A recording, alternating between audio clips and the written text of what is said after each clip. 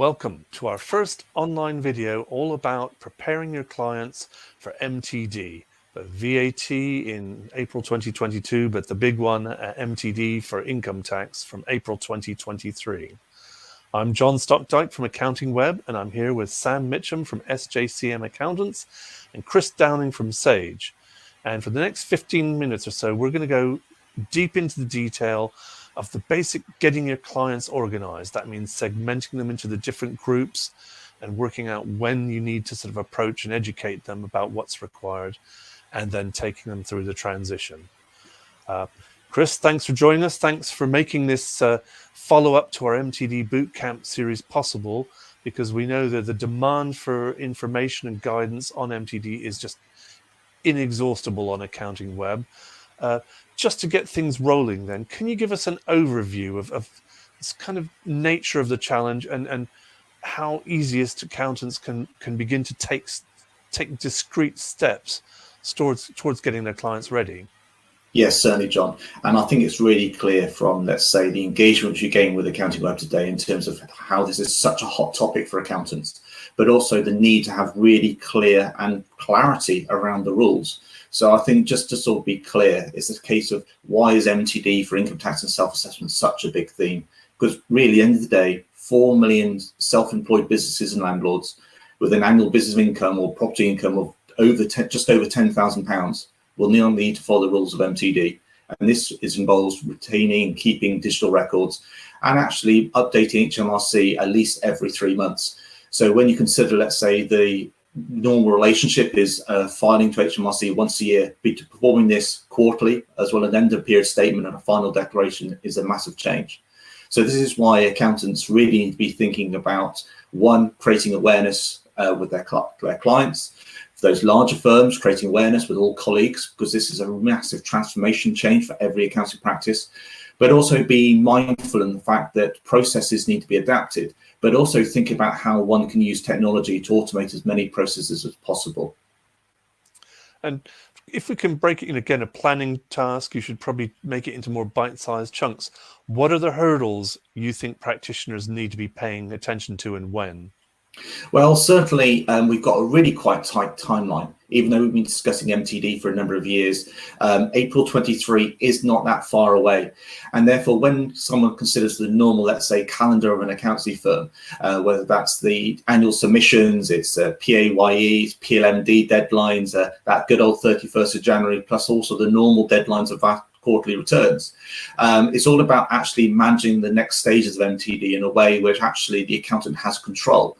But also it's the awareness with their clients and also getting clients onto the right platform, because we can all remember the challenges of getting clients signed up to the agent services account sometime in April 2019. Nearly 20,000 accountancy firms created an agent services account in a matter of months. Now, one of the good news with, let's say, is the good news with MTD is the fact that you can onboard your clients onto the agent service account from April 22 in a more managed process, which basically is all about actually trying to break down the chunks of MTD in something more manageable. But with that, really the key thing is going to be client segmentation, because without really understanding your client base, without understanding the types of trades they're involved with, the quality of the accounting records, but also more importantly, which of your clients are actually receiving substantial rental income from property. By only having that sort of intelligence on your own client base in a nice informative way, are you actually going to be in greater control and have greater awareness in terms of actually sharing the load with colleagues within your firm.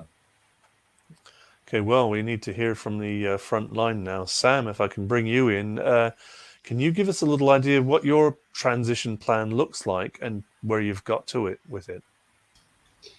Yeah, of course, John. So for me, it's all about the kind of baby steps for the clients and really kind of giving them those stepping stones rather than just bombarding them with this is coming in and this is what you have to do and a huge change for them. So actually the first thing that I've done is segmented my client base, certainly the sole traders, and looked at which of those clients are not currently running through a business bank account. So which clients do I still have that have all their business and personal expenses mixed? And actually the first step for those clients is simply to separate the two things, to make sure that all the business transactions are going through a separate bank account. And then once that step's done, for those clients, then and only then would I start looking at software, implementing the software for those clients, offering them training on the software. And then I think we do need to start segmenting clients into which of our client base are going to want to deal with the quarterly submissions themselves, and which of them are going to give that responsibility fully to us. And I think that's going to be quite an important thing to kind of get the lists there from the early days, so that we know internally how the workflow is going to change. How and where are you building these lists? So at the moment, it's all in Excel. I'm just simply using spreadsheets, filtering down however I need to for the task in hand. Okay. And how far have you got with the, have you got them all compartmentalized into the right groups and into discrete chunks that you can address separately yet? Almost, yes. I think the only bit that I'm yet to hit is the segmentation of the clients that are going to do submissions themselves and the clients that will want me to deal with everything, because at the moment we simply do not have quite enough information from HMRC and from the software providers about how this package is going to look. Are there any particular groups you're concentrating right now in September 2021? Is the VAT intake in April 22 a potential sort of workload peak for you? I do have a few clients that are not yet in MTD for VAT who will be going on in April 22, but the majority did fall in the last leg of MTD for VAT. And actually, I've been trying to move any that weren't having to do MTD for VAT yet. I have been trying to move them over just so that we don't have that kind of mad rush again. And Chris said earlier about breaking the bigger task of it into manageable chunks over the next sort of 18 months or so. Who will you be working with and when, according to your segmentation list, over the self-assessment season and can maybe early Feb, March next year? So simply put, John, I intend to deal with the clients that I know are going to be hard work first, because obviously we all know which clients are going to kick back and say, I don't want to do this, and you're going to have to sit them down and explain, well, it's not optional. So I'm going to segment my clients kind of on a score of 1 to 4 almost of how difficult they're going to find the change. Obviously we come across clients that aren't very good on technology. So really, I'm going to focus on those first, just so they've got a much longer time scale to get used to what's happening. In my mind, if I can get them on software, give them training, and then they can start using it, but I've still got that leeway to jump in at a 6-month point before MTD self-assessment actually comes in, then we can kind of work on any areas that they need further training in before the point where the submissions are having to be made. And what's your balance of self-filers and those who are probably going to rely on you? You're saying it's not quite clear yet, but do you have a feel for that? I think initially it may look around 50-50, but it wouldn't surprise me if the ones that do kind of take it on themselves, once they start going with it and kind of seeing how much legwork there is involved, it wouldn't surprise me if it ends up more of a kind of 70-30 split, 70% being the ones that we're doing in-house. And they do exist, but the no-hopers, have you got contingencies for the people who really can't? So you'll end up filing for them, but the record keeping, have you got a sort of insourcing approach set up yet? And can you cater for that to any degree? I'm going to try my best, and that's all we can do really. And I think each client, any that are really kicking back and saying we don't want to do this or we can't do it. It's a case of, okay, well, can you get an envelope of receipts to me once a month? Can we get online banking set up so that I can have that bank feed running? And I think you just have to try your best with them and really take it back to basics, to the point of even, well, what about if I drove past your business premises once a month and picked up a bag of receipts, and you've just got to kind of tailor your service to those clients if you want to keep those clients.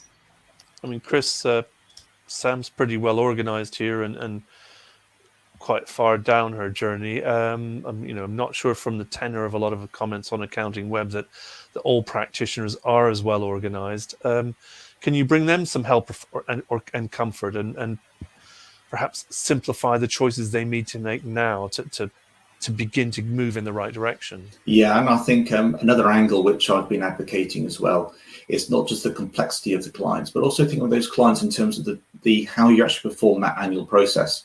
So typically the majority of small businesses, one may only be preparing a simple income and expenditure account. So those clients, potentially you could probably leave until the last minute in terms of actually them using a digital tool to actually be ready for April 23. But the ones which I would probably concentrate on are those where you're actually preparing a full balance sheet to with the self-assessment tax return, because when one considers the first quarter after April 23, you'll be doing your first quarterly submission when you haven't actually prepared the previous year's sets of accounts.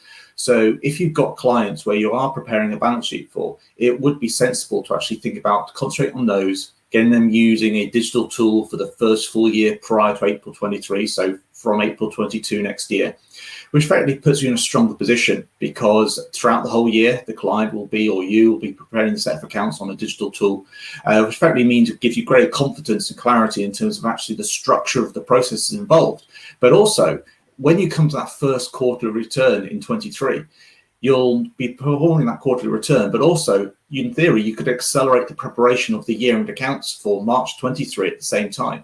Because as we all appreciate, it's all about creating capacity within the accountancy firm to actually sort of cope with the deluge of additional deadlines which will be coming across the next couple of years.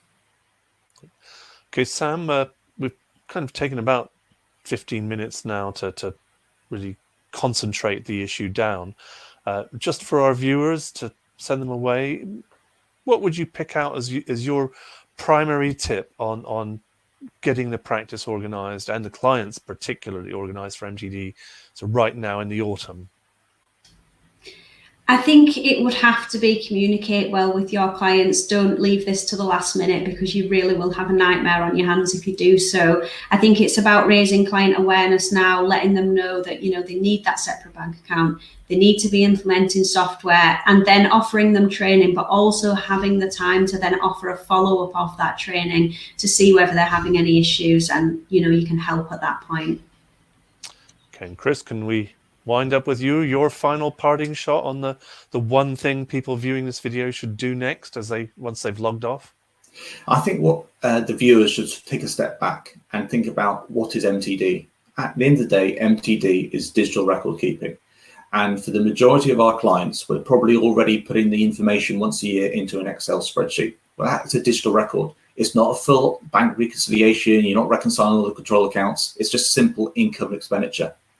And therefore, the view to take with MTD is trying to keep the bookkeeping as simple as possible. Because at the end of the day, HMRC just want a nice, clear audit trail, which actually supports the figures which you're either reporting quarterly, and also supplement the annual figures as well for the allowances. So really, don't think about changing drastically your processes. Just think about how you can actually still retain that simplicity of income and expenditure, but within your bookkeeping tool.